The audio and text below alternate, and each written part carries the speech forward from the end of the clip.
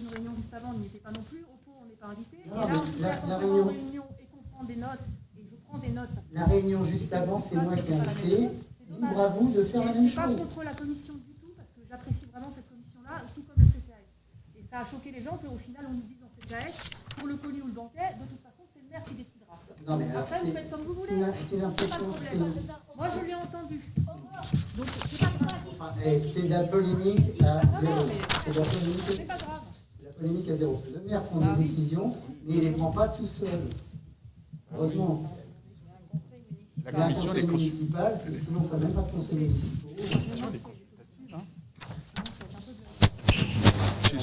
On peut polémiquer sur tout. C'est la spécialité de l'opposition depuis le 23 mai. Je dis ce qui est. Depuis le 20 mars, donc on vous connaît.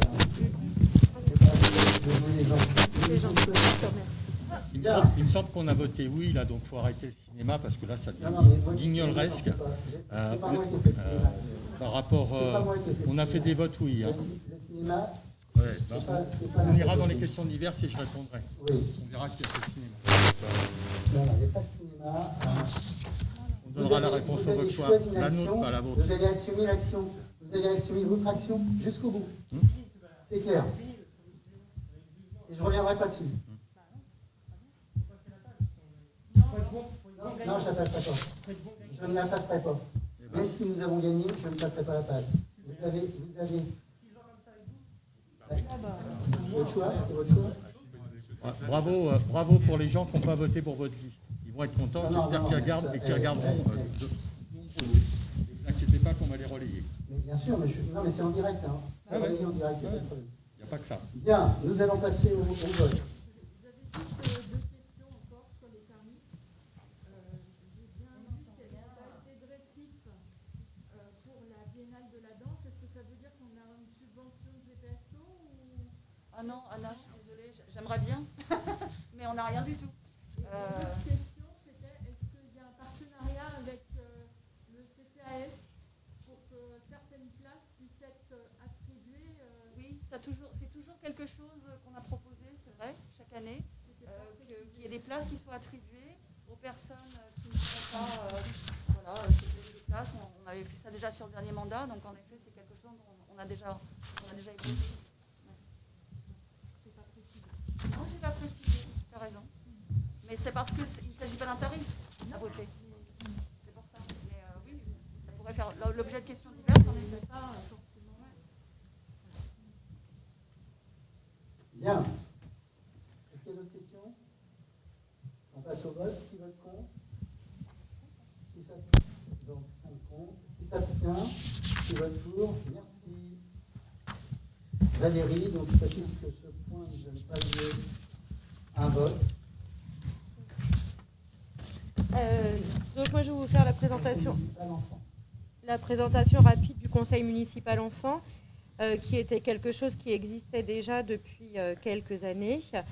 J'ai rien à modifier d'extraordinaire, si ce n'est que j'ai écrit un projet pédagogique pour que les choses soient bien claires et présentées, et pour nous, et pour l'école avec qui on travaille en partenariat, et puis pour les parents qui vont me confier leurs enfants sur cette activité de conseil municipal enfant. Les grands objectifs, faire de l'enfant d'aujourd'hui l'adulte de demain, c'est une très jolie phrase pour les préparer finalement à être des adultes citoyens et responsables, autant que faire se peut. Favoriser la participation citoyenne et l'apprentissage de la démocratie en complément de l'éducation familiale et de l'école. Se familiariser au processus démocratique, vote, débat, élection, mise en œuvre de projets. Réfléchir, décider, mener à bien des actions dans l'intérêt commun de la vie de la commune. Échanger avec différents acteurs, les services municipaux, l'école, les associations, qui auront à s'appliquer selon leur domaine de compétences. Partager des temps forts de la vie communale, commémoration, inauguration. Participer à la présentation de certains projets en conseil municipal adulte afin d'échanger de manière intergénérationnelle. Sur un point de vue matériel, le lieu qui sera utilisé comme lieu de réunion sera pour les réunions thématiques l'orangerie sur le temps de la pause méridienne et pour les réunions plénières la salle du conseil municipal en accord avec le planning établi à l'avance. Une régie de fonctionnement sera demandée au vote du budget à hauteur de 1 000 € de fonctionnement annuel, comprenant des frais de matériel de bureau, de papeterie, d'éventuelles sorties, notamment une sortie à l'Assemblée nationale si je peux créer ce projet, et les écharpes. Il y aura 3 types de réunions différentes, donc les commissions thématiques. Alors, j'ai volontairement, je ne sais pas si c'est une bonne idée, on verra à l'usage, mais en tout cas, volontairement restreint un petit peu sur 3 commissions. La solidarité, la citoyenneté, jeunesse, sport et loisirs, environnement et sécurité. Ces commissions seront en petits groupes sur les temps de la pause méridienne. Les séances plénières qui seront, elles, trimestrielles, et les conseils municipaux adultes dans le cadre de la présentation de certains projets. Les enfants du CME pourront être sollicités pour certains événements et commémorations. En ce qui concerne l'encadrement et l'animation, les enfants seront sous ma responsabilité lors des autres activités encadrantes. Citer mesdames Céline Délire et Moudaré avec et animeront certaines réunions de CME. Certaines séquences offertes de l'orangerie sera sollicitée.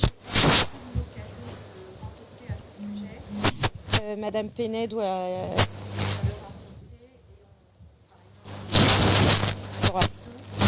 l'idée étant que Christopher s'occupe essentiellement des enfants à la primaire. Et l'idée, c'est que déjà, en primaire, les enfants de CM1 et CM2, par le biais du conseil municipal enfant, puissent avoir une idée de ce qui se passe à l'orangerie, en tout cas connaissent Christopher et le lieu.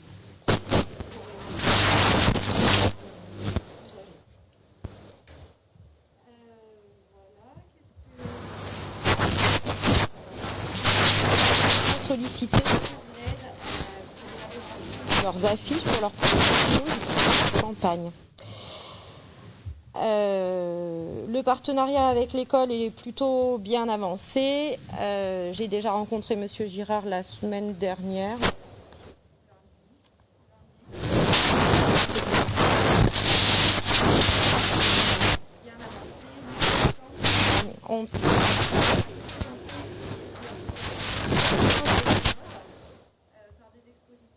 Pas du tout contre le projet et je vais essayer de travailler également avec la bibliothèque. Je pense que ça touche à un autre public et notamment des adultes bourgeois qui pourront être intéressés par les projets traités en conseil municipal enfant avec les enfants. En ce qui concerne la communication, j'en ai parler, mais l'ensemble des informations seront consultables sur le site de la ville.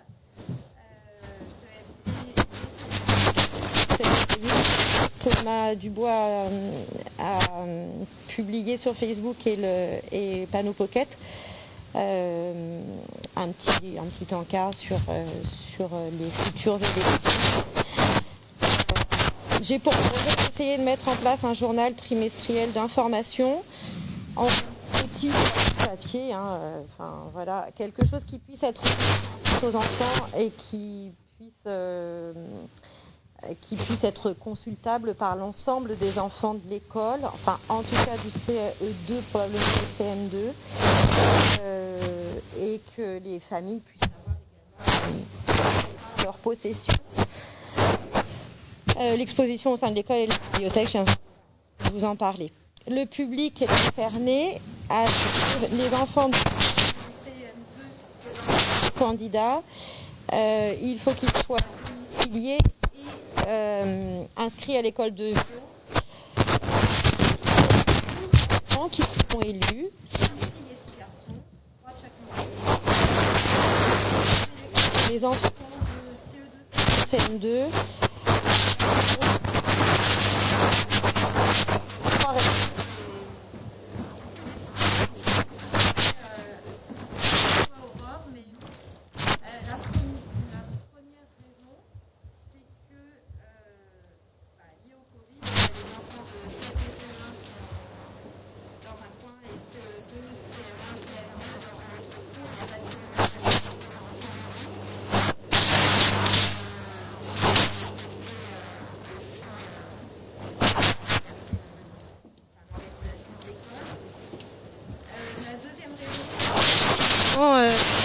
Avec un petit peu de recul, les CP-CE1 étaient petits pour voter et pour prendre part, enfin pas prendre part puisqu'ils n'étaient pas enfants élus, mais c'était un petit peu compliqué pour eux, je pense, à cerner. Et puis, ça fait pas mal de ce qui se passe. C'est organisé.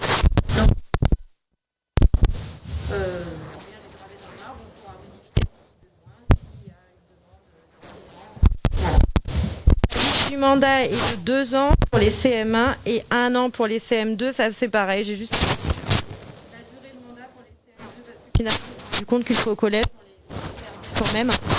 Et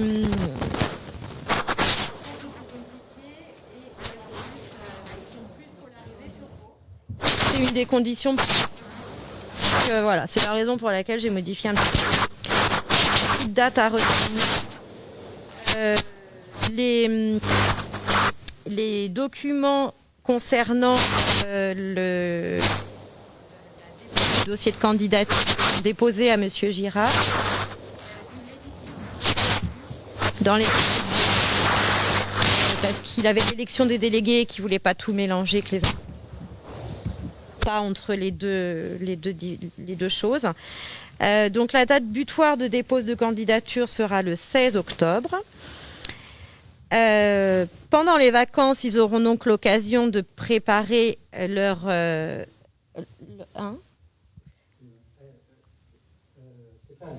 a priori la transmission n'est pas bonne.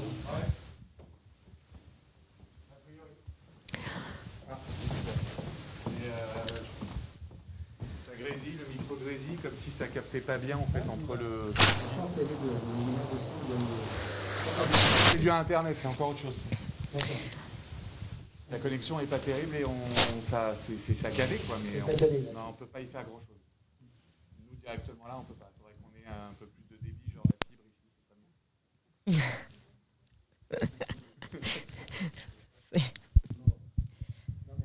Quand on sera au conseil, en salle du conseil, ce sera meilleur. En salle du conseil, ce sera plus simple. Désolé pour les personnes qui sont sur Facebook, mais c'est vrai qu'on n'est pas encore fibré. Je pense qu'il faudra faire un projet aussi ici, parce que c'est vrai que nous avons essayé de faire le conseil dans la salle du conseil municipal habituel, mais bon, la distanciation est impossible. Il ne faut pas avoir un mail, même en se mettant en rue jusqu'au bout. Donc c'est pour ça que nous avons décidé, pas le maire, nous avons décidé collégialement de faire cette réunion, ce conseil municipal à l'espace Cuche. Mais c'est vrai que, et celui de décembre, vu la conjoncture, je pense que nous le ferons aussi à l'espace Cuche. On a le temps d'être fibré d'ici décembre.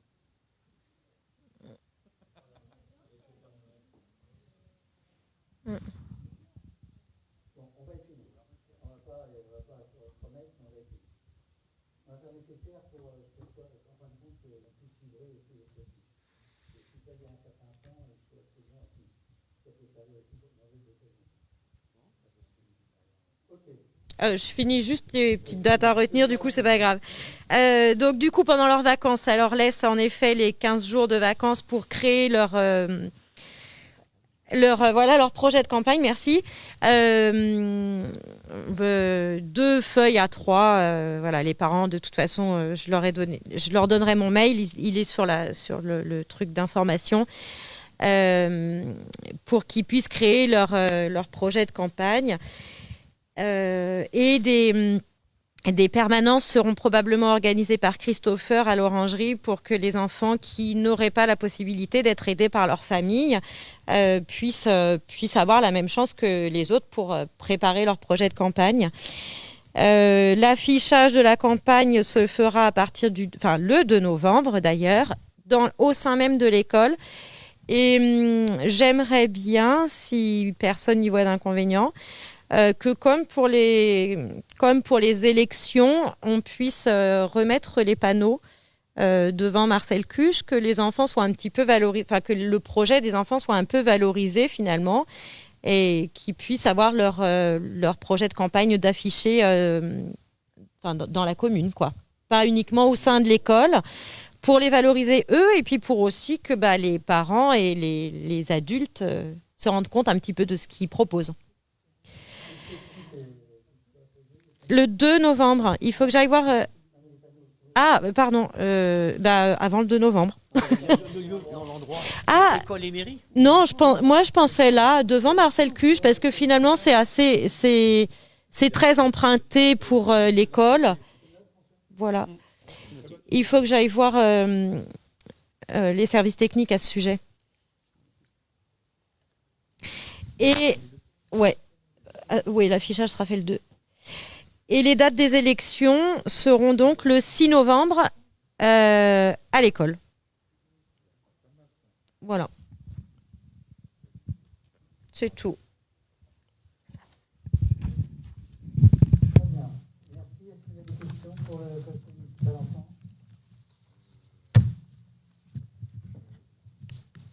J'ai une question.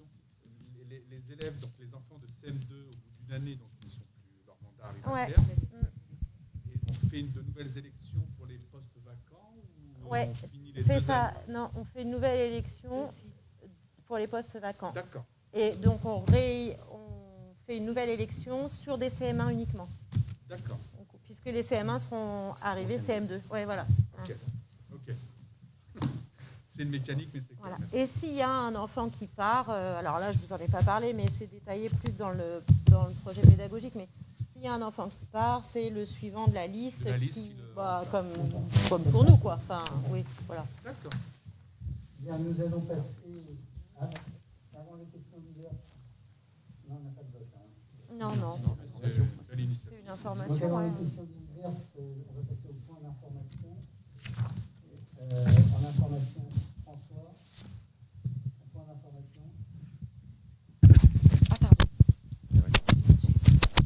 Merci. Moi, je voulais vous parler simplement de l'avancement un petit peu de la future maison médicale. Donc, avec l'aide d'un AMO, on a lancé un MAPA courant août, avec une réponse au mois de septembre. Nous avons eu 23 réponses, 23 dossiers qui concernaient donc des réponses concernant un cabinet d'architectes, un maître d'œuvre, un géotechnicien, un économiste, un BET, un bureau d'études bâtiment. Et donc on a reçu ces 23 dossiers. J'ai revu l'AMO encore ce matin. On est en train d'analyser les offres, parce qu'il y avait plusieurs critères de réponse. On avance sur le dossier, mais le temps de lire tous les mémoires, tous les critères, ça prend un petit peu de temps. Concrètement, je revois l'AMO à la fin du mois, de façon à pouvoir retenir les candidats qui ont bien répondu au dossier et de pouvoir après les présenter à la commission. Oui, c'est...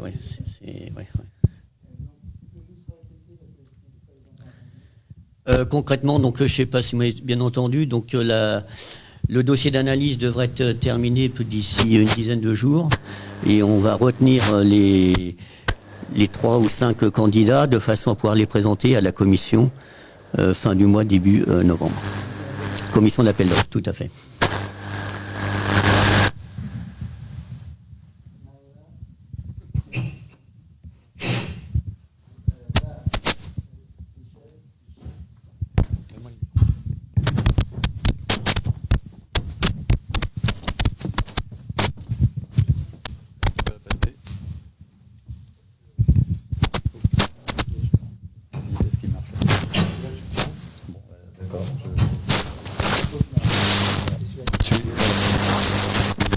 Il y a des endroits où il passe. Bon, voilà. Bon, on va essayer.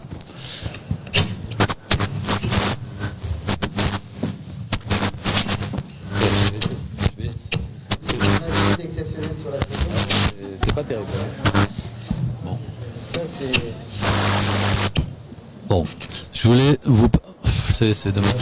Bon, je vais essayer de parler fort. Pose-le peut-être, Michel. Ouais. Bon, allez, on va parler fort.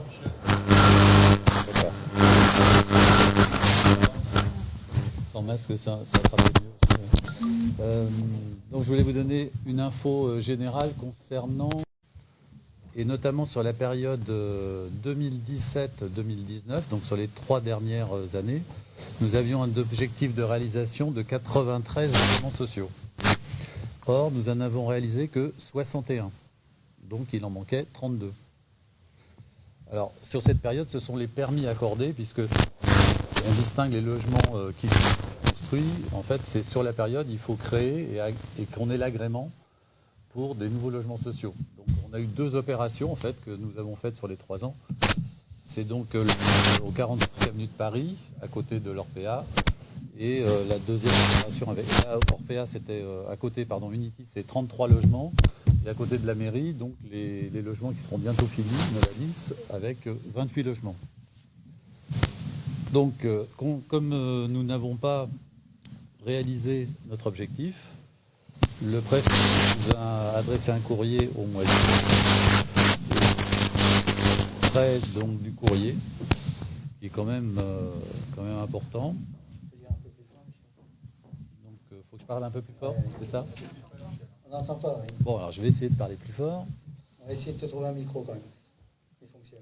Alors, je lis une partie du courrier. La commune de Vaux-sur-Seine est assujettie aux dispositions de la loi Solidarité et Renouvellement Urbain, SRU, qui doit à ce titre atteindre un taux de 25% de logements sociaux en 2025 et tendre vers cet objectif en respectant un rythme de rattrapage minimal évalué tous les 3 ans. En application de l'article L302-9 du Code de la construction de l'habitation CCH, la commune est tenue d'établir un bilan portant sur le respect de ses engagements. Alors, le point important, c'est surtout donc le bilan. Donc, du bilan calculé par mes services, il ressort que votre commune a réalisé 66% de l'obligation triennale 2017-2019. Voilà. Ah ben, ça va aller mieux alors, c'est bon. C'est bon. Si tu peux reprendre, Michel, si tu peux reprendre au début. Alors, excuse-moi, mais je préfère que ce soit bien clair. D'accord. Donc, je reprends simplement pour dire que la loi SRU impose 25% aux communes, 25% de logements sociaux. Donc, les communes déficitaires, l'État impose un programme triennal de logements sociaux avec des objectifs bien précis. Pour notre commune, 2017-2019, nous avions un objectif de 93 logements sociaux à réaliser. Nous n'en avons réalisé que 61, donc il en manque 32. Le préfet donc, nous a adressé un courrier en nous indiquant que, alors je peux le reprendre, la commune de Vaux-sur-Seine est assujettie aux dispositions de la loi Solidarité et Renouvellement Urbain et doit à ce titre atteindre un taux de 25% de logements sociaux en 2025 et tendre vers cet objectif en respectant un rythme de rattrapage minimal évalué tous les 3 ans. Donc, en application de l'article L302-9 du Code de la construction et de l'habitation, CCH, la commune est tenue d'établir un bilan portant sur le respect de ses engagements. Alors, du bilan calculé par mes services, il ressort que votre commune a réalisé 66% de l'obligation triennale 2017-2019. C'est pourquoi je vous fais part de mon intention d'engager la procédure prévue à l'article L302-9.1 du CCH. Celle-ci pourra aboutir à un arrêté de carence, assorti notamment d'un taux de majoration du prélèvement SRU. Au vu des éléments que vous présenterez, j'apprécierai l'opportunité de prendre un arrêté de carence pour votre commune, arrêté qui sera préalablement soumis à l'avis du comité régional de l'habitat et de l'hébergement. Je convoquerai également une commission départementale à laquelle vous-même et le président de l'EPCI, auquel appartient votre commune, participerez. Celle-ci réunira les acteurs du logement sur le territoire communal. Elle sera chargée d'analyser les possibilités de réalisation de logements sociaux sur la commune pour la prochaine période triennale et pourra recommander l'élaboration d'un contrat de mixité sociale, voire la saisine de la commission nationale. Donc là, c'était au mois de juillet. Nous avons donc envoyé un justificatif des objectifs. Et pourquoi nous n'avons pas atteint les objectifs? Alors, c'est lié au programme principalement puisque nous devions faire 37 logements sociaux sur la ZAC des Marronniers. Or, nous avions un blocage de quelques parcelles. Nous avons demandé une DUP à la préfecture. Celle-ci aurait dû arriver dans la période 2017-2019. Or, elle est arrivée récemment. Elle est arrivée au mois de juillet. Septembre. Michel, parle de la DDT aussi. La réunion de la DDT. Oui, donc nous avions aussi été en réunion à Versailles, la DTT, pour expliquer notre situation avec toutes les contraintes que nous avons sur la commune et notre justificatif, effectivement, mairie, de plan de risque de Seine avec les inondations, les difficultés de circulation. Enfin, nous avons évoqué tous les éléments qui sont contraints pour notre commune pour expliquer qu'on pouvait difficilement densifier et augmenter les surfaces de foncier pour les logements sociaux. Donc le justificatif a été envoyé dans ce sens. Alors, le retour qui est prévu, c'est le fait doit se faire plus tard, le 30 décembre, où l'on doit connaître si on est en arrêté de carence. Mais au vu des réunions que nous avons auxquelles nous avons participé, l'arrêté de carence. Alors, il faut savoir que l'arrêté de carence a quand même des conséquences pour la commune. En plus de l'aménagement c'est l'État qui prend la main sur le droit de préemption urbain. Donc ça, c'est fait. Le contingentement de nos logements sociaux pour les nouveaux logements, c'est aussi l'État qui prend la main. Donc après, ça se négocie. Il peut nous laisser la main, mais il peut aussi la prendre. Après, il y a aussi une reprise de l'utilisation d'urbanisme qui peut être reprise par l'État sur la définition du territoire. Donc nous avons quand même un risque de contrainte forte du fait de ne pas avoir atteint ces objectifs. Et alors, nous avons sur les objectifs triennaux sur la nouvelle période 2020-2022. Et là, on doit réaliser 110 logements. Donc si nous réalisons les 110 logements, on reviendra en situation normale et nécessaire maintenant, on ne sera plus considéré carencé. Par contre, si on ne le fait pas, on sera carencé. Et là, de toute façon, le préfet prendra la main sur la partie foncière de la ligne. Ça, c'est clair. Alors, de plus, on doit réaliser un minimum de 30% de logements en PLI, c'est-à-dire les catégories les plus modestes, et un maximum de 30% en PLS, qui sont des logements sociaux avec des revenus les plus élevés. Donc voilà, c'est une information quand même importante, puisque nous allons attendre le 1er décembre pour attendre l'arrêté de carence, et qui précisera si on a aussi une augmentation de notre élément SRU. Aujourd'hui, déjà, sont à 70 000 € par an. Donc le but, bien sûr, c'est la pénibilité financière, c'est une chose, mais le but aussi, c'est que l'État ne prenne pas la main sur la commune. Là, on n'est pas dans des sujets électoraux, dans des campagnes. Donc il faut absolument qu'on se réactive, que nous puissions pouvoir essayer, puisque le fait d'essayer de faire des logements, même si on n'arrive pas, donc j'espère que sur cette histoire de carence, mais bon, et Florence Bonnet, Michel Debillet qui me disent que je suis optimiste, j'espère qu'on n'aura pas être carencé, parce qu'on a quand même des sujets et on a toujours marqué, je ne sais pas une volonté, mais enfin une volonté d'avancer. Puisque là, nous allons livrer en gros une centaine d'ici 2021-2022. Mais, parlons du cas plat. Sur le cas plat, on nous a déjà proposé, puisque c'était un sujet quand même important, c'est pour ça qu'on était parti sur les intergénérationnels. Je rappelle que le cas plat appartient à l'État. Que ce qu'on appelle le cas plat, c'est le SNCF, il fait 2 hectares. un état constructif de ce produit. Nous avons déjà refusé des programmes de 125 logements. Mais si on n'était pas dans une position de carence. Dans une position de carence, si nous n'intervenons pas pour proposer quelque chose, on va le proposer à notre place. Et là, on ne fera pas ce que l'on souhaite. Donc il faut en être conscient. Alors, je veux bien qu'on soit un village de loi, je veux bien qu'on fasse croire, chacun croit ce qu'il souhaite, mais c'est pas possible, ça ne marche pas comme ça. Donc, je vais assister à des communes comme notre Châtillon, Jean Josas, et tout ça. Oui, même des grandes communes, il leur manquait une dizaine de logements alors qu'ils devaient en faire 300, ils ont été considérés carencés. Donc il n'y a absolument pas de dérogation.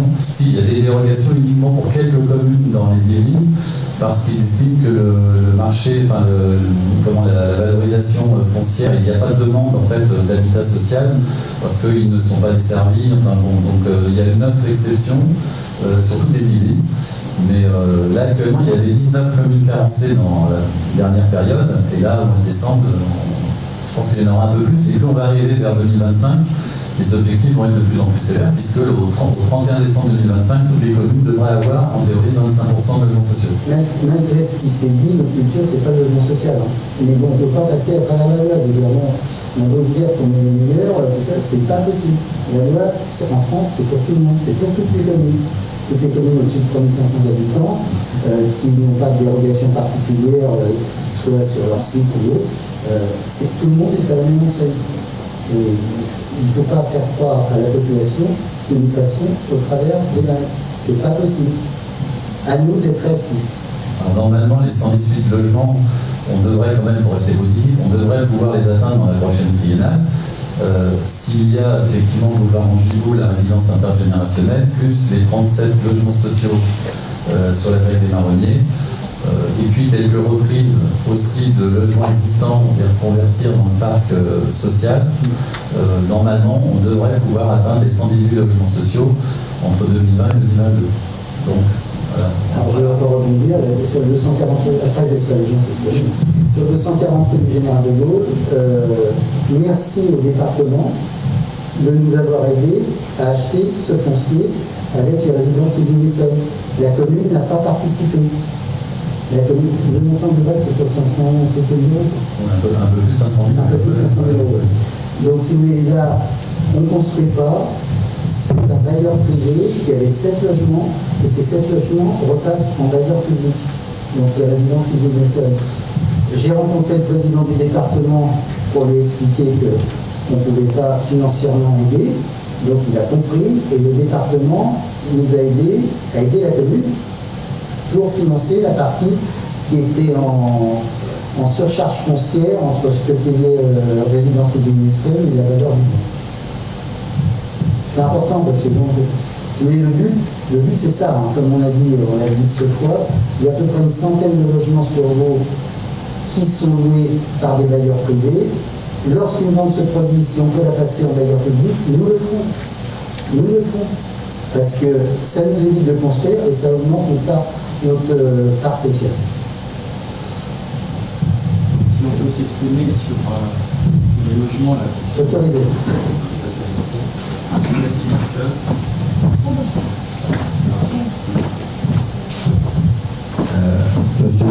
Sur les logements actuellement en construction, on parle du quai au plâtre, des rêveurs. Non, les projets, là c'est un projet. Laissez-moi parler. Non, c'est même pas ce que j'ai dit derrière, donc laissez-moi m'exprimer. Sur actuellement, on a combien? Plus de 100 logements sur les 3 programmes qui sont en cours. Donc 118 pour 2022, on est du silence. Ceux-là sont comptabilisés sur la... Ah, ils sont comptabilisés en 2017-2019 Ah oui. Donc, effectivement... Ils sont comptabilisés dans les 61. Oui, 93 réalisés. Et... Dans les 61, vous avez le 49 avenue de Paris. Il y en a 33. Il y en a 33. On a les 28 à côté de la Et les 40 jusqu'au bout, là, c'est pas comptabilisé. Ils étaient comptabilisés parce qu'en fait, ce qui compte, c'est la date en gros du permis de construire, puisque le bailleur, il a l'agrément tout de suite après le permis de l'agrément. Même si c'est construit 3 ans après. Donc là, vous dites 2019-2022, c'est 118, et pour l'instant, on a 0. 2022, on a 0 pour l'instant. Bon, alors après, effectivement, je ne sais pas si on peut nous traiter de rêveurs, etc. Bon, il y a eu dans ce cas-là, pendant 4 mandats, un grand rêveur qui s'est longtemps opposé à ça. Certes, on paye des charges. Nous n'avons pas été rêveurs quand on disait que faire aussi des logements de cession à la propriété, ça ramenait la taxe foncière qui permettait de payer ce surplus d'amende de SRU. C'est pas rêveur, ça c'est juste comptable. Donc il faut remettre un peu les choses en place. Après, effectivement, la sentence prise par l'État, comme vous dites vous-même, M. Bréard, on a la Seine, on a les carrières, on a le machin. Donc tout ça ne vit pas pareil. Il y a des communes qui ont des grands terrains mais qui ne veulent pas de social parce qu'ils ne veulent pas de social. Ça n'existe pas. Ils ont juste pas les 25%, mais juste les amendes. Donc il ne faut pas non plus mettre trop la menace du préfet qui va venir avec ses chars réquisitionnés et reconfiner à nouveau les groupes s'ils ne sont pas d'accord. Monsieur Ferraud, je vous dis autre chose. Vous n'auriez pas été dans cette posture de tribunal administratif, vous seriez venu avec nous, je l'ai dit aussi bien Florence Penet que Michel Aguilly, à la direction départementale du territoire le 14 août.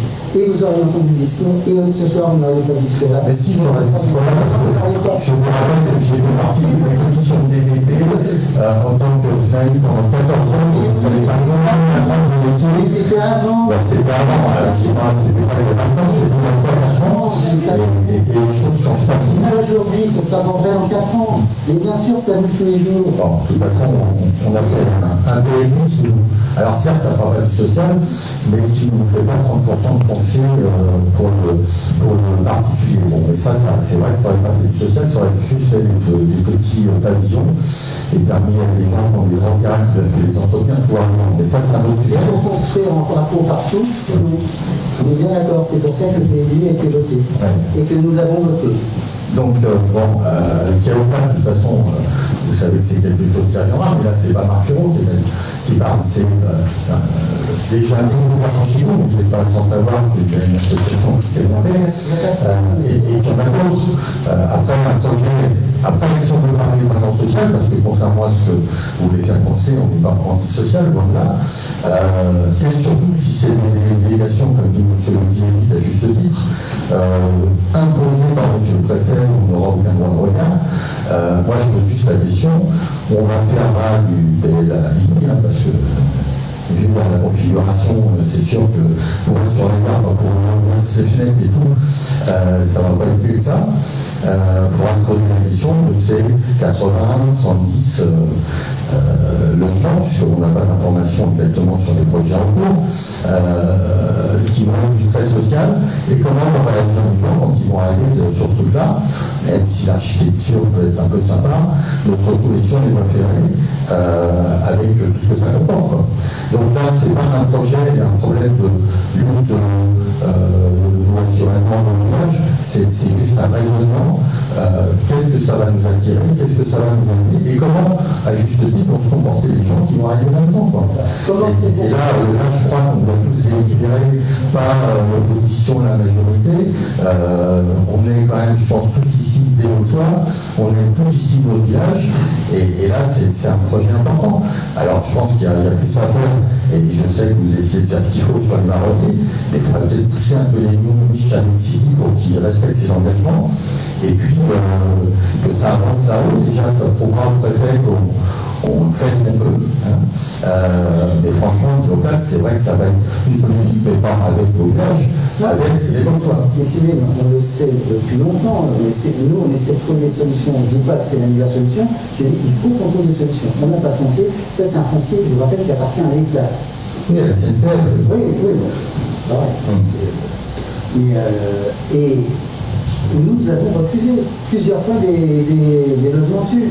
Depuis 2011, on refuse des logements. Est-ce que vous croyez que ça me fait plaisir de faire, je sais pas, 100 logements sociaux? J'espère pas, parce que maintenant il va falloir remettre à l'école. Par contre, là on ne sait pas comment faire. Parce qu'on a besoin aussi de loger les personnes. On a aussi bien dans les primo-accidents, plus pas les primo-accidents, mais enfin dans les gens qui démarrent dans la vie active et dans les personnes retraitées.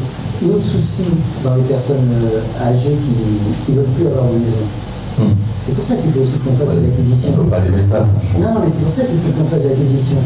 La possibilité d'acquisition foncière en mixte. Ce que l'on va essayer de faire, mais si quand vous faites, et je pense que vous êtes nettement mieux placé que moi pour savoir, quand vous faites l'acquisition foncière, quand vous faites un programme de 25 logements, vous ne trouvez pas soit de promoteurs qui veulent s'associer avec un bailleur social, ou parce qu'il n'y a pas assez de revenus, c'est pas assez de rentabilité, et donc il faut au moins faire entre 60 et 80 logements. Donc, on commence à en trouver surtout, bon alors ça c'est pas nouveau, mais vous allez y aller au conseil communautaire. Bon, quand on voit de toute façon les bailleurs sociaux, GPSO, avant c'était un peu la commune, on garantit s'ils ne payent pas leur crédit, croyez-moi que les constructeurs on commence à en avoir plein, parce que après ils font pas, mais au moins ils ont le prix de vente, il est clairement défini, ils savent c'est vendu à tel prix, ils sont sur des payés, c'est entre guillemets l'État, le département, la région, petit attaque qui paye derrière, et pour le bailleur, enfin le bailleur social, si jamais les loyers ne sont pas payés, qu'il n'arrive pas à payer ses crédits, de toute façon c'est GPSO qui apprend la relève et qui met au bout pour payer ses crédits. Donc ça, on peut en trouver même sur des petits trucs. Le problème, c'est de mettre 100 personnes au même endroit. On sait depuis les années 80, c'est une catastrophe. On a tous fait machine arrière. On ne va pas revenir, nous, à vous. On peut évoluer dans les deux sens. Et revenir 30 ans après pour faire les conneries que les autres ont compris qu'il fallait plus faire il y a 30 ans. C'est pour... oui, exactement. Et c'est pour ça qu'on fait intergénérationnel, parce que justement, on ne veut pas faire 125 logements. Moi, je veux bien, sur l'intergénérationnel, si notre préfet est prêt à nous mettre sur la chaise électrique, il ne va pas le voir. Hein. Franchement, il va dire là, vous êtes en train de me rouler dans la sueur avec de l'intergénérationnel. Parce qu'à un moment, on va vous entendre, il y a la petite moustache et tout. Bon, ça, il faut. Non. Moi, ce que je regrette, c'est que vous ne soyez pas dans ces réunions. Ce que je regrette vraiment. Confinement. Ah oui, jusqu'à présent, j'ai hésité, franchement. Oui, bon, mais le passé, c'est le passé. On a fait un recours parce qu'il nous paraissait justifié. La QPC, on est 5 000 en France, M. Bayard, pas les Gaulois de Rosoir, 5 000, dont des maires. Et puis, voilà, on a fait ce qu'on pensait faire. Vous avez eu un très bon avocat, je me suis défendu tout seul comme un bon citoyen. Pot de terre, pot de fer, on a vu ce que donne la justice. Maintenant, aujourd'hui, on n'a pas voté non à tout. Donc, maintenant, il fallait venir à nous, vous êtes venus à 4. Nous, on ne vous aurait pas laissé rentrer, vous nous en laissez rentrer. On voit la justice quand on arrive avec un bon avocat bien connu. Quand il y a un rapporteur public qui dit les mains de l'avocat, on a tout de suite compris ce qu'allait donner le résultat. Donc voilà, c'est comme ça. Comment? Je n'avais pas de raison de prendre un avocat, j'avais les faits qui étaient là. Si, vaut mieux pas trop rentrer tout de suite sans essayer d'être positif. La défense de l'avocat, c'est sur toutes les anomalies qu'on a constatées qui devaient être mises sur les PV, qui n'ont pas été mises sur les PV, et tout ça nous va sur vos statuts. Les PV, c'était au président des bureaux de vote, s'il te plaît, les PV, c'était au président des bureaux de vote au début. Nous, on a signé un bureau en toute bonne foi. Voilà, alors la partie elle est faite. Les cartes de vote, attention. Oui, ça c'est pour la QPC. Non, pas pour la QPC, pour les cartes de vote. Alors, si je pense qu'on va finir là-dessus, si vous êtes satisfait d'établir moins de 25% des inscrits, c'est parfait. Moi, je pense qu'il va falloir quand même être solidaire, parce que 25%, ça ne fait pas beaucoup. Hein, et si on était dans une commune de moins de 1000 habitants, de facto, l'élection aurait été annulée. Alors on est dans une commune de plus de 1000. Bon. Non, c'est pas la fiction. Entre 40 et 41%, c'est la France. L'abstention. Oui, mais ça ne veut pas dire que les gens ont voté en toute sincérité, si on est passé comme ils voulaient, etc. C'est ça qu'on a vu, et on n'est pas tout seul. Et d'ailleurs, beaucoup de communes viennent sur la QPC. Donc après, c'est au tribunal administratif de juger. Il y en a qui jugent comme ça, d'autres différemment. Mais contrairement à ce qui a été dit, le Conseil constitutionnel n'a pas cassé la QPC. Il a dit non, on ne prend pas position au tribunal administratif de prendre position. Bon. Donc ça, c'est aujourd'hui, essayons d'être constructifs. Je pense que par rapport à l'ancienne opposition, on n'a pas voté non systématiquement ce soir, que si on prend les PV, d'AG de M. Delors, c'était non systématique. Alors, faisons des commissions, soyons invités aux commissions. Bon, s'il y en a qui veulent faire des champagnes pour une victoire et nous dire pour le match c'est une défaite, prenons-le comme ça. Je ne pense pas que ce soit la façon d'avancer. Et sur ce dossier-là, moi je vous accompagne avec plaisir. Ouais, il va falloir montrer les crocs, trouver des choses. Et encore une fois, c'est pour les Vauxois. Et on est tous autour de cette table des Vauxois. On est d'accord. C'est pour ça qu'on essaie de trouver le moins mal par rapport à... Oui. Ouais. Donc voilà, bon, on a demandé à Antonelle, elle va me dire que c'était un peu trop tard, j'ai fait ça lundi soir. Donc quelques questions aussi sur... Oui. Je voulais juste revenir sur les logements sociaux, sur la pour qui se modifie, qui va se modifier, ça serait utile, judicieux, qu'on ait des réunions publiques et que la population en soit avisée, voire qu'elle puisse voter et donner son point de vue. Non, mais ça change rien. Ça change rien. Je veux dire, quelque part. Si tu veux avoir un vote, est-ce que vous voulez poser pour les logements sociaux pour 90% non? On est bien d'accord. Mais est-ce qu'on a le choix sur certains points? Non. Non, mais je comprends ce que tu veux dire. On peut faire un référendum populaire, on est sûr. De comprendre la modification que va avoir Vaud, de comprendre la taxation, c'est pas uniquement lors d'un conseil. Je pense qu'il faut une réunion beaucoup plus élargie, une réunion publique, et que les Vauxois puissent s'exprimer. Voilà. Au moins, vous entendrez leur point de vue et vous pourriez ils pourraient vous soutenir ou l'inverse, et au moins vous savez ce que pense la population de ce type de projet. Non, mais ça, je suis pas naïf sur ce que pense la population. Et c'est pas, je dis pas qu'il ne faut pas faire de logement social. Moi, ce que je regrette et ce que je reproche l'État, c'est cette marche forcée pour faire du logement. C'est absurde. Là, quand on nous donne des objectifs, je pense qu'on en a fait 60. Si on en a fait 60, on avait les 37 qui étaient prévus des marronniers, donc on n'avait pas, c'est vrai qu'on n'a pas réduit la DUP, mais si vous voulez, quand nous n'avons pas rien fait non plus, quoi. Nous n'avons pas rien fait non plus. Donc c'est pour ça, quand on se prend quand même ils ont pas arrêté polyglotte. Mais bon, quand on se fait allumer à la DLT le 14 août, en nous expliquant que de toute manière, on a fait un programme, on a pris votre commune en vidéo, on a trouvé des terrains, on peut vous faire 400 logements. On peut faire des cours de 25 minutes aussi. Non, mais ça c'est pas possible. Ça c'est pas possible. Donc on fera pas.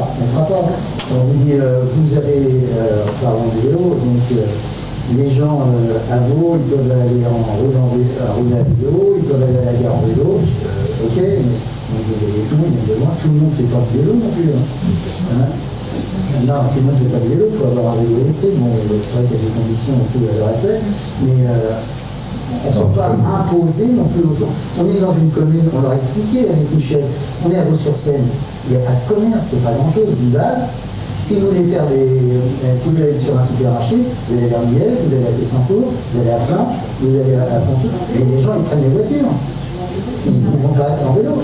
Donc, mais si vous voulez, les discours, alors bon, je comprends qu'eux ils tiennent des discours qu'on leur tient dessus. Hein. Oui, ça fait qu'on va partir, mais bon, on n'a pas de bus. On a très peu de trains, on a des arguments aussi pour leur dire, attendez, vous êtes gentils, mettez-nous des bus, mettez-nous des trains. On a parlé des écoles, on a parlé du restaurant scolaire, on a parlé du CCS. Et ça, les écoles, déjà, avec le programme qui arrivera fin 2021, il va falloir sérieusement se pencher dessus. Mais voilà, non mais encore une fois, je pense qu'il faut être constructif. Et encore plus sur ce genre de sujet. Bon, après, c'est pour la boutade, hein, la 107, je sais pas combien, qui fume noir, peut-être 200 000 bornes, quand tout le monde passe à l'électrique, c'est pas tip-top pour l'image, mais bon, ça, c'est bon, allez, c'est un bon, on verra bien. On va faire marcher l'éthanol, la fumera bon. Mais bon, il y a vraiment des sujets où, voilà, il faut arrêter de polémiquer, travailler ensemble, mais voilà, travailler ensemble. Ouais, honnêtement, la polémique, c'est pas nous. Oui. Non, on est d'accord. On est en démocratie, on a le droit de ne pas être d'accord aussi. C'est pas forcément de la polémique, de ne pas être d'accord. D'accord dans le discours, je suis d'accord. Mais la polémique, c'est pas nous, les gars. Non, c'est pas parce qu'on fait un recours qu'on polémique. Avec tous ces écrits, 23 griefs. Oui, on a trouvé un 23 griefs. Heureusement, on en a trouvé 48, on en a trouvé 23. Qu'on a été. Ils n'ont pas été retenus. Vous aviez pris en photo Lidwin avant les élections, c'était pas. Vous avez pris en photo Lidwin pour permettre qu'elle ait faire de la propagande. Donc c'était pas pendant le déroulement des élections, ça n'a pas été mis sur le TV. On aurait pu prendre Orange et Anna, puis mon. Ah mais nous quand on est arrivé au goûter, on nous a dit vous n'allez pas faire de polémique. L'entrée de jeu a été accueillie. Mais madame, quand vous dites que vous trouvez anormal que 3 jours avant que notre cher président nous dise que vous allez tous rentrer chez vous le lendemain des élections, donc le 16 mars, ça vous rappelle peut-être, sinon je vais vous rapporter un peu, et que les personnes les plus impactées sont les personnes âgées, oui, et puis toutes les personnes âgées qui étaient là, est-ce qu'il était judicieux de mettre des enfants et des personnes âgées? Après qu'on sorte la photo, alors apprenez ça, et avec l'avocat que vous aviez, elle va vous le dire, quand même le plus grand cabinet par exemple spécialisé dans les élections. À cœur, dans le droit public. Et voilà aussi. Et donc, d'ailleurs, on peut se servir de ces photos-là. Donc, c'est pas, on a pris la photo pour se servir, on n'a pas anticipé le 12 mars de ce qui allait se passer le 15 mars.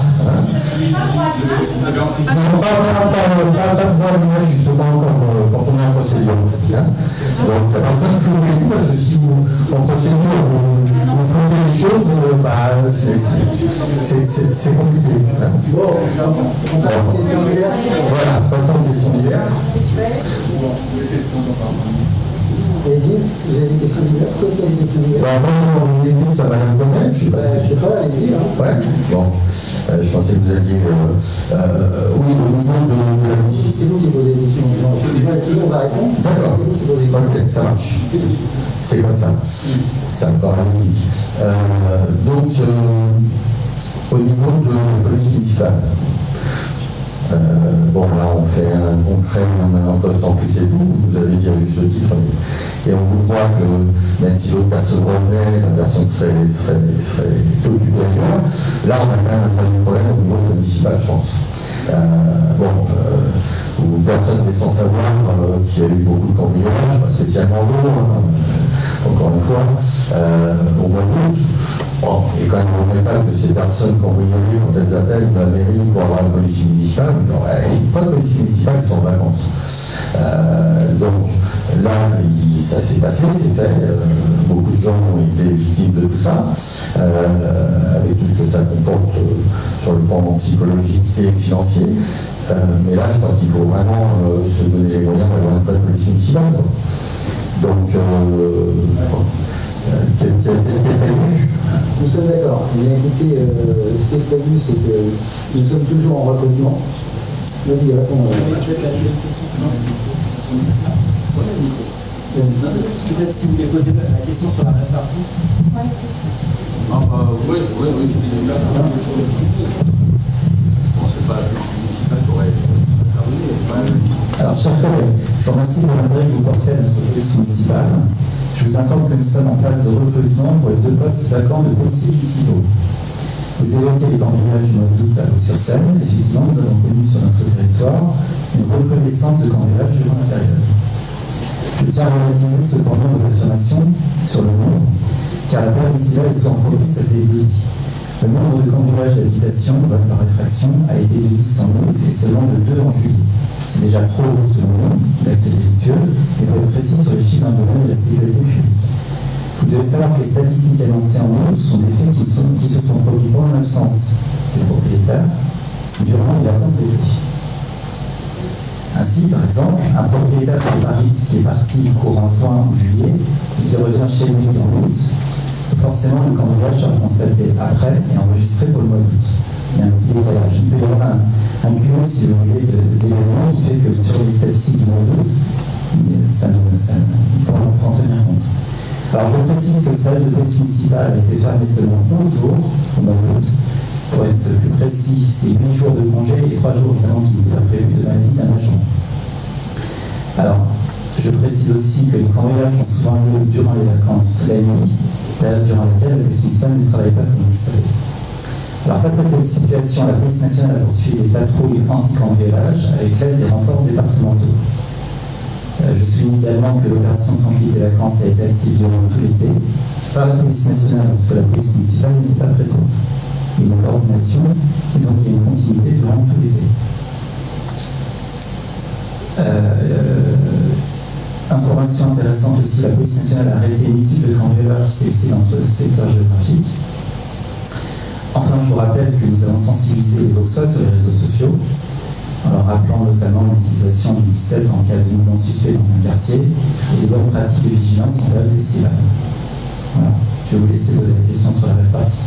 Alors, je voulais juste revenir aussi pendant la période des congés de la police municipale. Donc c'est vrai que les congés ont été posés en début d'année 2020. Donc il y a eu le départ d'un policier municipal le 3e début 2020 et on s'est retrouvé avec les 2 policiers municipaux restants qui étaient en congé sur une même quinzaine.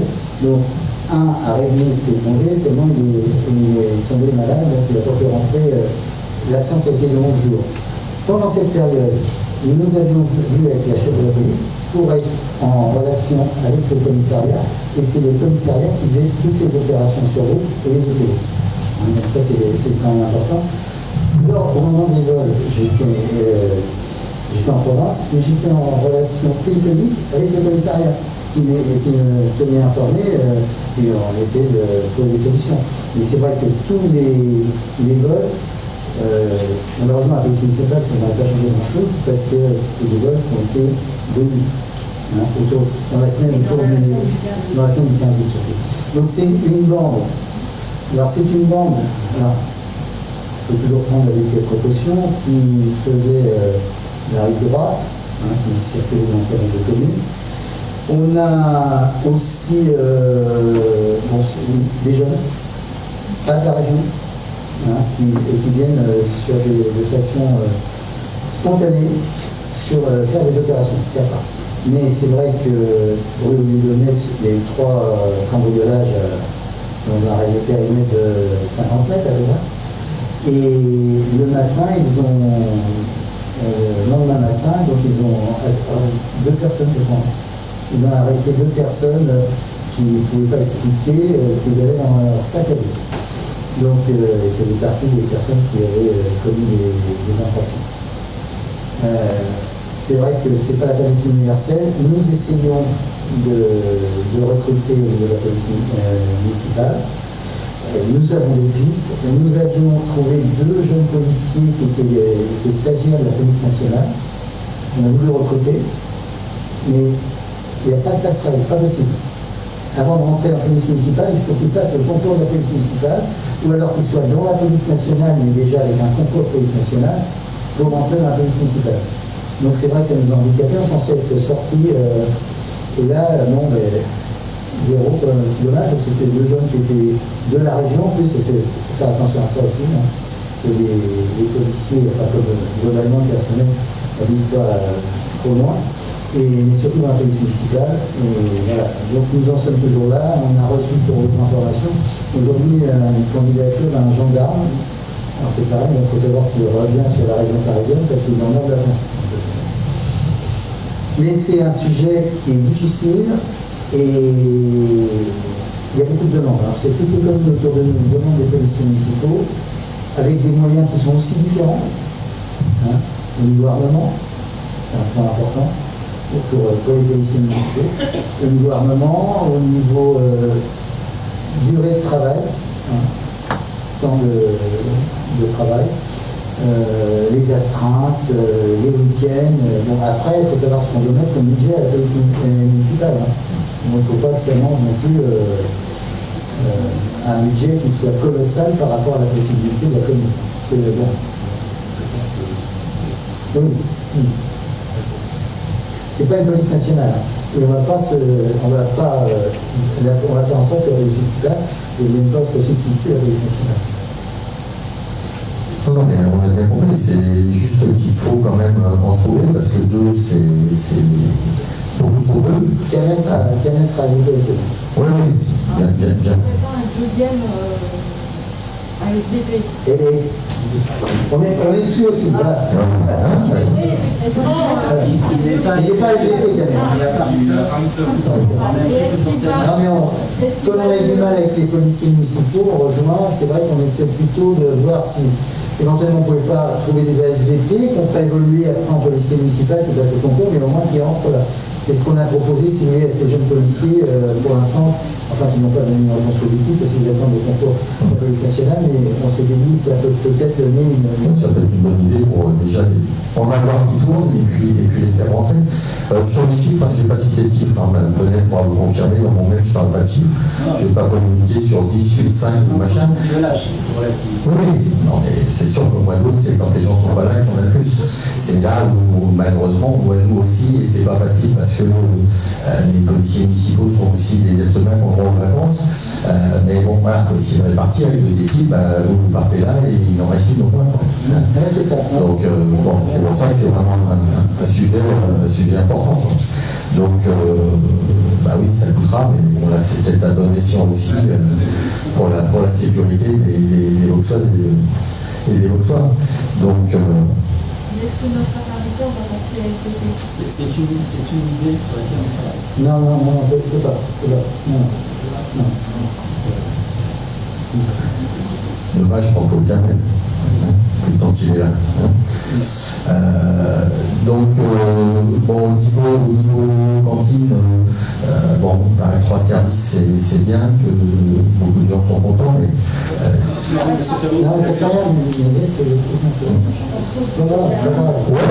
c'était fini, si on avait reste parti. Reste parti, oui. C'est vrai que il y a eu des plaintes à partir de 23h, la police nationale qui intervient qu'à 9h du matin. Ceux qui habitent tout là-haut se demandent pourquoi 10 heures d'intervention, quoi. Mais bon, c'est sûr quand même, on ne les a pas trop entendus. Là-haut, c'est que là-haut, on n'a rien entendu.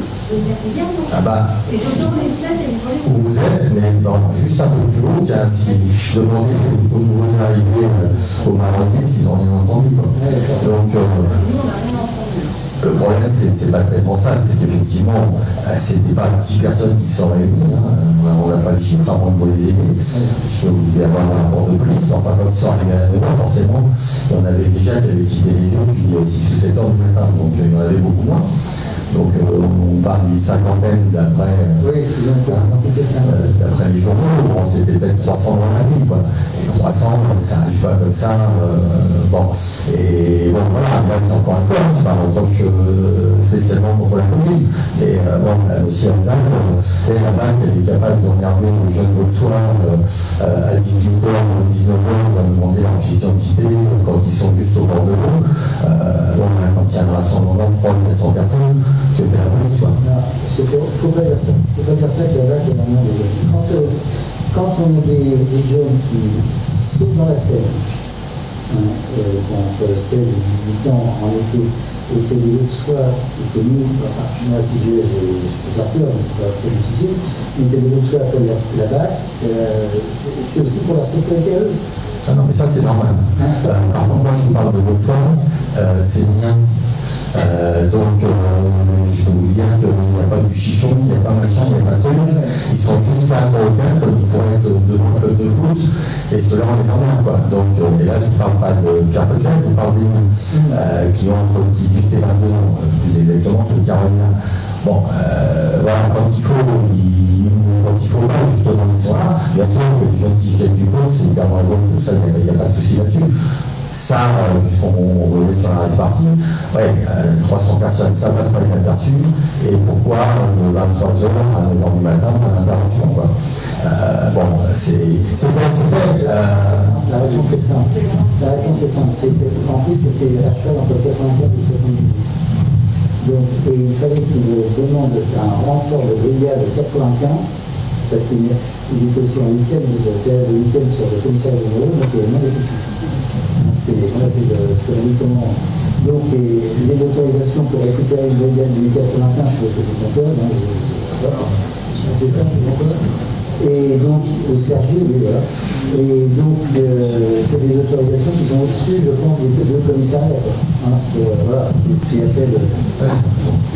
Peut-être qu'il faudra resécuriser un peu les lieux où ils sont rendus, parce que si en plus c'est des carrières et qu'il y a des frontiers et qu'on a eu 50 morts, c'est vous, monsieur le maire. Oui, parce que vous savez, ça. Les moments chez les militaires, c'est pas bon. Tenez, non, maintenant, parce que je suis vraiment dans les armoires. Oui, bah oui, c'est pas mal. Donc, c'est vrai que c'est pour présenter, mais c'est vrai que j'ai vraiment été surpris quand même quand le moment de police m'a appelé. Franchement, rien entendu, vraiment aucun.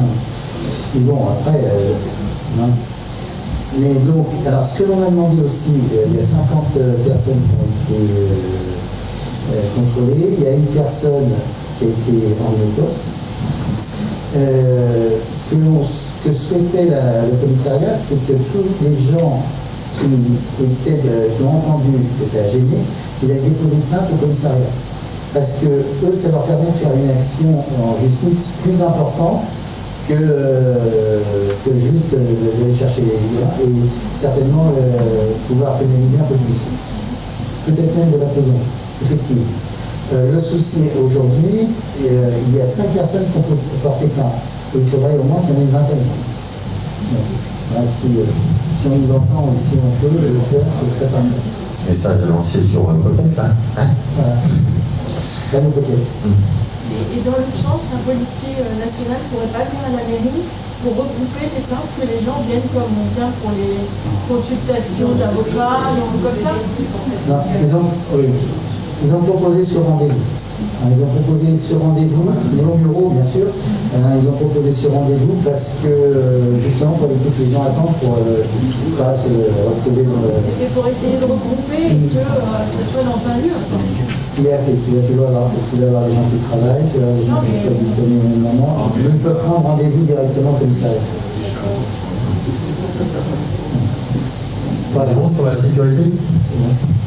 C'est bien répondu. D'accord. Donc, il y avait au niveau de la cantine, nos 3 services semblent quand même poser problème, contrairement à ce que vous êtes censé dire. Et puis surtout, avec les menaces de monsieur le préfet, déjà en 2021, comment on va faire, quoi. Parce qu'on a quand même... on va quand même livrer malgré tout plus de 80 logements. J'ai regardé un peu le détail, bon, il y a quand même du T2, T3, T4, T5, hein, donc il ne faut pas tous arriver sans enfants. C'est normal, c'est pareil, c'est normal par rapport au... Oui, c'est pas le problème. Mais ça fait forcément des enfants, quoi. Même si on minimise, ça fait quand même pas mal d'enfants qui arrivent. Donc je ne sais pas qu'est-ce que vous comptez faire, parce que bon, le service du milieu, c'est quand même un peu la cata, quoi. C'est 15 à 20 minutes. Non, attendez, faites pas ça, parce que des parents d'élèves vont aller chronométrer, ils l'ont déjà fait, et je veux bien que c'est malheureusement ce qui se passe. Vous avez dû comprendre aux parents d'élèves. Il faut arrêter de dire toujours la même chose. Si on peut refaire un coup, on peut refaire un coup. Il faut arrêter de ressasser. Non, c'est une réalité, là, monsieur. Monsieur Defa, c'est une réalité. Il y a des enfants qui n'arrivent même pas à manger en 20 minutes. Je suis désolé, hein. Donnez-moi la réalité de temps. Il y a un deuxième, monsieur. C'est la première. Donc ça n'existe pas, il n'y a pas de problème, super. Pas de problème. Ça a été remonté. Donc je vois que vous posez une question sur la cantine. Donc il faut que vous sachiez quand même qu'on a 270 enfants qui mangent le midi. Donc on a effectivement la possibilité de faire 2 services avec 135 enfants à chaque fois ou 150. Donc pour des raisons de confort, en accord avec la commission cantine qui avait eu lieu et les enseignants et le centre de loisirs, on avait décidé de faire 3 services. Ne croyez pas que ça soit gaieté de cœur qu'on fasse 3 services. On préfère avoir que 180 enfants à l'école et en faire manger de 90 par 90. On pourrait aussi refuser les parents qui ne travaillent pas et qui mettent leurs 3 enfants à la cantine. On pourrait aussi refuser les parents qui ne mettent leurs enfants à la cantine et qui ne payent pas et qui ne les inscrivent pas. On a tous ces cas de figure-là. On a fait le choix d'accepter les enfants à la cantine. Donc on a mis ça en accord avec les parents d'élèves de la commission cantine et les enseignants et le centre de loisirs, parce qu'on fait toujours des réunions de concertation quand on fait ça. On a mis les 3 services en place. Pour votre information, on est allé à 4 personnes, il y a déjà 3 semaines, observer les services de cantine. Les enfants ont effectivement 45 minutes pour manger. Effectivement, là, ils ont moins de temps parce qu'ils ont 5 minutes pour se laver les mains, 5-10 minutes pour se laver les mains en arrivant. Mais il reste globalement 35 minutes très effectives, et même on s'est aperçu que certains enfants avaient fini de manger avant que le temps soit écoulé. Donc on a on a observé, on était 4 personnes, dont la diététicienne qu'on ne peut pas accuser d'être de parti pris, puisque c'est une diététicienne qu'on a prise pour mettre en place un plan nutritionnel. Donc elle a observé avec nous, on s'est aperçu que les enfants avaient le temps de manger, même certains avaient trop de temps puisque les 10 dernières minutes, ils étaient à leur table, ils n'avaient plus rien à manger, ils s'énervaient. Le deuxième service, c'est pas le pire. On est actuellement en train d'observer tout ça, d'essayer de remettre du temps, de voir comment on peut faire laver les mains aux enfants plus vite. Donc on les regroupe classe par classe. C'est-à-dire que quand ils arrivent dans la salle de restauration pour gagner du temps, ils ne se répartissent pas comme ils veulent. Les CE1 sont avec les CE1, la classe de Madame Intel est à tel endroit, la classe de Monsieur Bora est à tel endroit. Enfin voilà, on essaie de gagner du temps comme ça. Les animateurs nous suivent dans cette démarche. Donc effectivement, on a la même problématique maintenant en maternelle, parce qu'on a 140 enfants qui mangent en maternelle. Sur 180 qui sont à l'école. De plus en plus, les parents, même s'ils ne travaillent pas, laissent leurs enfants à la cantine, puisque le coût d'un repas de cantine, effectivement, par rapport à la qualité qui est donnée, est intéressant pour les parents. Et voilà. Donc, on a effectivement une problématique. On ne va pas vous cacher qu'on n'a pas la problématique. Moi, il y a 12 ans que je suis au scolaire. Il y a 12 ans que je pose la question, il y a déjà 8 ans que j'avais posé la question à M. Crespo, qui m'a toujours dit on fait des logements sociaux, ça n'amènera pas d'enfants. On a construit les jonquets, ça n'a pas amené d'enfants. Anna, qui a assisté au conseil, au bureau municipal, l'a entendu.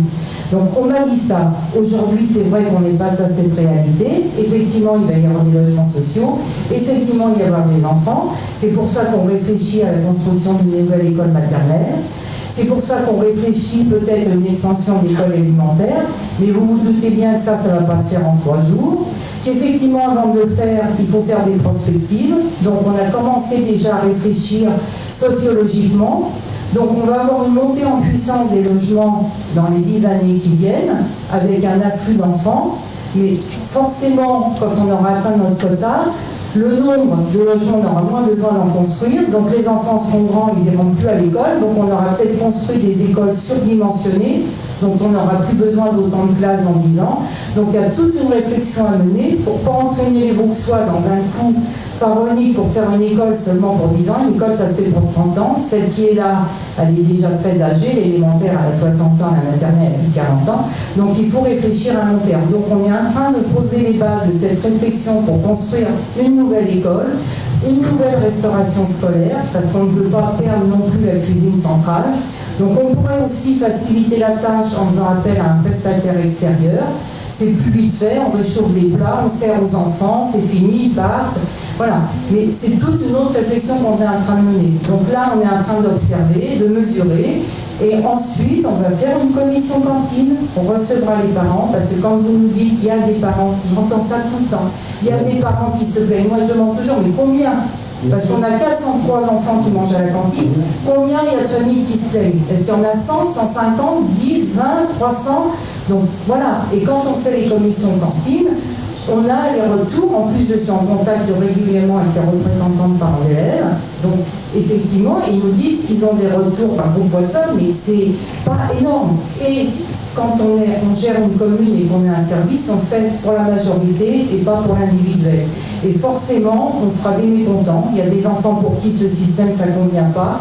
Mais on est quand même obligé d'organiser le service de manière à ce que ça se fasse dans le calme le plus relatif, parce que 80 gamins dans une salle, c'est moins bruyant que 150. Donc c'est aussi pour ça qu'on fait ça, et pour faciliter le service, pour faciliter la désinfection, parce qu'on désinfectait même avant le Covid, on a toujours désinfecté les tables et les chaises entre le passage de 2 services de cantine. Donc pour tout ça, on fait 3 services. On a 5 minutes qu'on a demandé au directeur de l'école, qu'il n'a pas voulu nous donner, parce qu'on voulait faire 5 minutes de plus le temps du midi. Il n'a pas voulu nous les donner, parce que l'étude, finir à 18h10 l'étude au lieu de 18h05, c'était très compliqué pour les enseignants.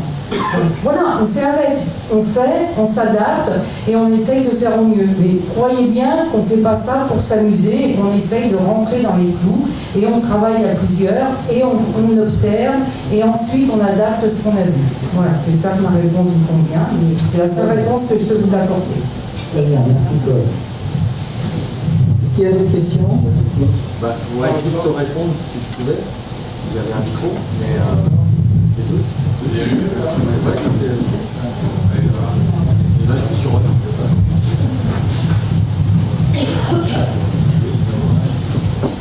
Non, je comprends bien que vous essayez de faire tout ce que vous pouvez.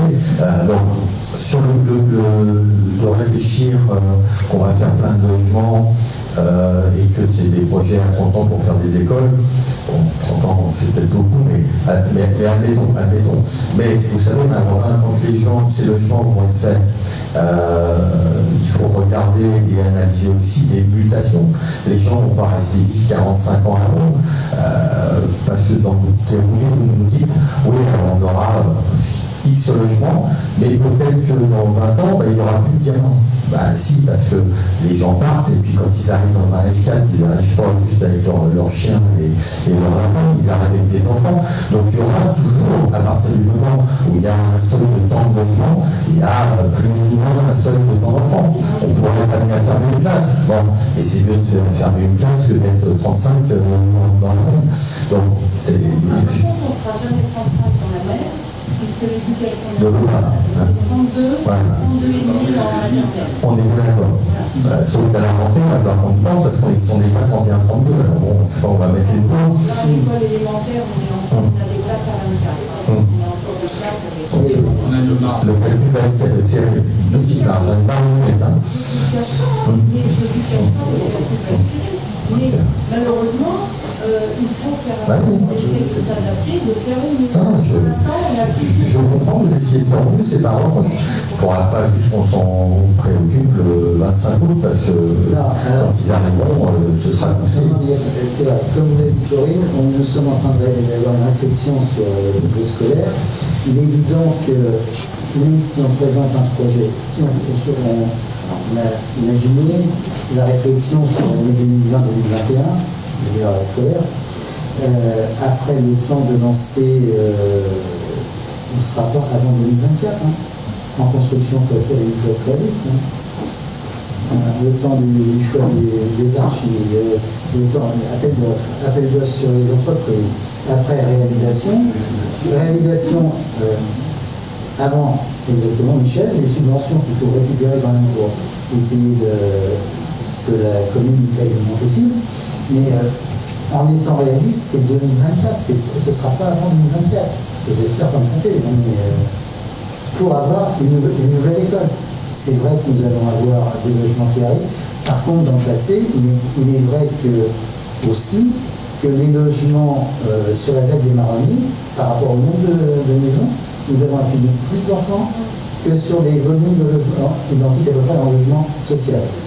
C'est la première acquisition à la propriété qui nous a amené les Marronniers qui sont des acquisitions à la propriété. Beaucoup de familles ont eu 2 ou 3 enfants. Ce sont des primo-accédants. Alors que ce n'est pas des logements sociaux. Hein. Donc les logements sociaux, paradoxalement, en ont amené moins. Donc c'est pour ça qu'on voudrait, avant de construire une école, faire une étude sociologique avec des vrais experts, des gens qui sont capables de faire une analyse concrète pour savoir où on va. Avec un programmiste, c'est sûr que dans les 5 pièces, il arrive plus de ventes que dans les 2 pièces. Hein, donc ça, c'est aussi mathématique. Chez les marchands de sommeil, on a des marchands de sommeil. Ah bah oui. Il y a des oh non, pas ceux-là. Parce que là, c'est 25 chinois dans 12 mètres carrés. Mais bon, voilà, forcément, des pavillons de 120 mètres carrés, on sait qu'il y a des familles de 3 enfants carrés. Au mieux de nos possibilités, c'est vrai que bon, c'est pas la panacée universelle, hein, ça c'est vrai. Hein. Mais et Corinne et les équipes essayent de gérer au mieux quand même le contexte actuel. Non, mais on est bien d'accord. Et là aussi, il faut être solidaire parce que 2021, c'est demain. Quoi. Et comme elle le dit, il est évident qu'on ne va pas satisfaire tout le monde et qu'il y aura toujours des parents à un moment qui ne seront pas contents parce que le gamin n'aura pas eu ça, parce que ça aura été trop vite, parce qu'il n'aura peut-être pas eu le temps de ça. Mais il y aura toujours. On ne fera jamais 100%. Comme vous avez dit. Quand il me sollicite. Et encore, des fois, il y a des réponses. Bien. Est-ce qu'il y a d'autres questions? Pour finir, juste, peut-être M. Imbert va pouvoir nous répondre sur les travaux des toilettes. Puisque je suppose que le mail lui a été transmis. Oui. Donc, là, vous répondre. C'est votre technicien.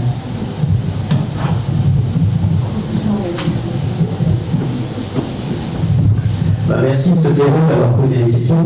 Je m'aperçois que vous vous intéressez aux travaux qui sont faits sur la commune, et ça m'a fait fort plaisir. Par contre, je pense qu'Édith Corinne aussi sur un point priori, c'est ce que j'ose espérer. Alors, pour assurer, au fond des dans le programme, on a lancé une consultation dès que nous avons été élus de façon à trouver une entreprise compétente pour assurer la mise en norme des sanitaires de l'école primaire et de les mettre au bout du jour. Je pense que nous avons choisi une entreprise compétente qui a été très bien suivie tant par les équipes municipales que par les élus. Et effectivement, il y a eu quelques adaptations à faire. Dans un premier temps, pour répondre à vos questions sur la hauteur des urinoirs, parce que nous n'avons pas installé des pissotières, mais des urinoirs comme vous le mentionnez. Donc ces urinoirs, ils étaient mis, il y a une norme pour les mettre à une certaine hauteur. Et comme on aime bien vérifier ce que l'on fait, on a aussi eu l'occasion d'avoir un enfant qui est du près de nous, et on s'est aperçu à ce moment-là que l'urinoir était un peu trop haut. Chose qui a été faite, qui a été abaissée aux frais de la société, de l'entreprise, pas de nous. Hein. Et pour les différents vendeurs, sans qu'il y ait d'autres travaux à remettre en cause. C'était avant la mise en service. Et c'était avant la mise en service. À la pause, je pense que c'est un problème de chantier technique, mais qui n'a pas de conséquences ni pour les Vauxois, ni sur le produit fini. Je voulais rajouter aussi que le problème s'est posé sur les urinoirs qu'on a mis plus bas, parce qu'effectivement, pour ces toilettes, on a fait une commission de pilotage avec des parents et avec le directeur d'école. Donc on a choisi ensemble, on a réfléchi ensemble, et ils nous ont demandé des toilettes plus basses pour les enfants de CP. Donc effectivement, on est rentré dans cette configuration, et pour les hauteurs de CP, il n'y a jamais d'urinoir dans les écoles élémentaires. Donc la hauteur, on avait une marge entre 39 et 49 cm. Donc ils l'ont mis avec M. Den, l'entreprise des amis de la hauteur moyenne, et on a testé avec un enfant, le jour même, on s'est aperçu que c'était gros, on en a baissé. Donc les informations que vous avez eues vous disant qu'on a mis en marche des toilettes, non, c'était en plein milieu du mois d'août, et les enfants n'ont fait l'école que pendant septembre. C'est le jour même qu'on a déplacé parce qu'on a vu que la hauteur, donc c'est pas... Donc c'est une adaptation à l'âge. Non, quand on fait des... Et je pense qu'aujourd'hui la hauteur est... C'est pas des informations, c'est des vérités. Après, effectivement, l'entreprise, est-ce qu'elle a l'habitude de faire des vous allez voir chez l'ouverture du bourse, Oui. que des sanitaires dans des seniors optimales, mais sinon, oui, les CT, on sait la taille que fait la CT. Oui, on sait faire un niveau qui a une certaine tolérance et tout. On a vu, on a posé une certaine hauteur, on a adapté tout ça. On peut dire que c'est pas les noirs de CT qu'on a vu. Ce sont les autres. Les noirs de CT étaient déjà là, et ce sont les autres qui ont été redescendus. Mais ça ne pose pas de problème. C'est pas mais la boîte qui fait ça, qui est spécialisée là-dedans, je sais pas, qui prennent les cotes, et je sais pas pourquoi le mot. Non, mais c'est fait, on rassure, on a suivi les travaux, on a pu adapter la bonne hauteur et on a un produit conforme qui correspond aux attentes, à mon avis, des enseignants et des enfants. C'est ça l'essentiel. C'est quand même des noirs et des sanitaires qui sont en parfaite adaptation à ce qu'on attendait, qui correspondent à nos besoins. Voilà, donc. Par contre, on coûte plus. Pardon ? L'eau ne coûte plus. Ah non, mais on a installé d'abord un système. Pour l'exclusion des noirs, on a mis un système de cellules de façon à ce qu'il y ait de l'eau qui coule pendant un temps minimum et qui ait un temps aussi de neutralisation pour pas que ça coule en continu et de façon à ce qu'il y ait une certaine hygiène au niveau des urinoirs. Au niveau de la fuite d'eau qui est au niveau de la fontaine, il y a une pièce qui était défectueuse. Dès qu'on s'en est aperçu, pour vous rassurer, on a laissé l'eau couler uniquement pendant les moments de récréation, et autrement on a un robinet en dessous, il va fermer, et ça évite l'eau de couler, inutilement. Et une bonne entreprise a été prévue, et elle a commandé la pièce, et elle a été changée fin de semaine dernière, ou samedi dernier.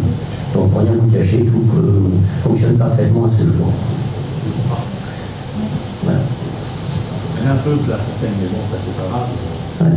C'est-à-dire que les petits, il faut qu'ils vendent comme ça pour aller tout, et qu'ils vendent tous à la sucette. Bon, avec le Covid, je ne sais pas si c'est super bien, mais. Qu'est-ce qu'il y a de la sucette?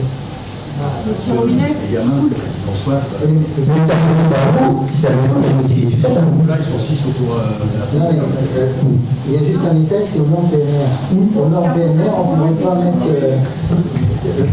C'est une norme aussi, ça ne nous arrange pas toujours, mais c'est vrai qu'il faut qu'un fauteuil puisse tourner autour et ressortir. On était limité au nombre de lavabo, on a adapté vraiment avec la place qu'on avait pour qu'un fauteuil puisse tourner autour de la fontaine. Alors, c'est ce qu'on a donné le fauteuil, c'est tout ce qu'on peut souhaiter, mais on ne peut pas faire fond. Mais c'est les normes PNR, et donc c'est. Pas bien, on peut maintenant, ouais. Parfaitement. Il y a une question. Non, moi je voulais savoir par rapport à la CE s'il y a des actions particulières. Dans la mesure où, par exemple, à l'heure actuelle, c'est le chemin directeur au niveau des pistes cyclables, du RERV. Est-ce que Gros s'est positionné?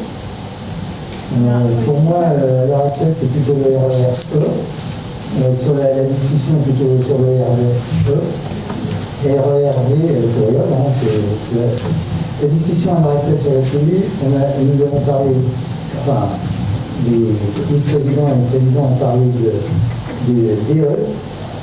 Et là, alors ça, c'est le RERV. Non, mais le RERV, non. Depuis le mois de juin, on n'a pas parlé du RERV. EOL et la NJ. Parce qu'il ne faut pas qu'on reste les derniers de la face. Ça, c'est sûr. On pourra récupérer les transports qui seront peut-être en doublon de l'autre côté par chez nous, pour qu'on puisse avoir plus de bus. Les transports en doublon, c'est-à-dire Je ne sais pas s'ils ont. Quel est l'intérêt d'avoir le bus de la A14 pour aller à la Défense s'ils vont avoir un RER qui va jusqu'à la Défense? Non, mais je suis d'accord avec toi, mais tu parles aujourd'hui de la du bus 14 d'ailleurs, je crois. Mais quand tu auras EOL, il existera plus. Pour passer de l'autre côté aussi. Pour passer de l'autre côté, moi je veux bien qu'on croit au Père Noël, mais je ne vois pas où sont les parcs de rabattement de ce côté ou de l'autre côté. Donc, moi, je pense qu'on en parle avec les communes de droite. Je pense que l'intérêt, c'est que la LINJ fonctionne et qu'on essaye de gagner du temps sur la LINJ, plutôt que de se baser uniquement sur EOL, qui va être entre Verneuil et les Mureaux. Les communes déjà vont être pas mal avec les parcs existants, parce que tout le monde va pas aller dans le non plus, c'est vrai. Et le matin, je vois pas comment on peut traverser. Traverser, on pourra toujours, mais ça risque de faire des queues. Donc les gens, le temps qu'ils vont gagner par le RER et vol, ils vont le perdre en essayant de traverser. Je pense que l'intérêt de la rive droite aujourd'hui, c'est de ne pas laisser tomber la ligne J et d'essayer d'augmenter la fiabilité de la ligne J.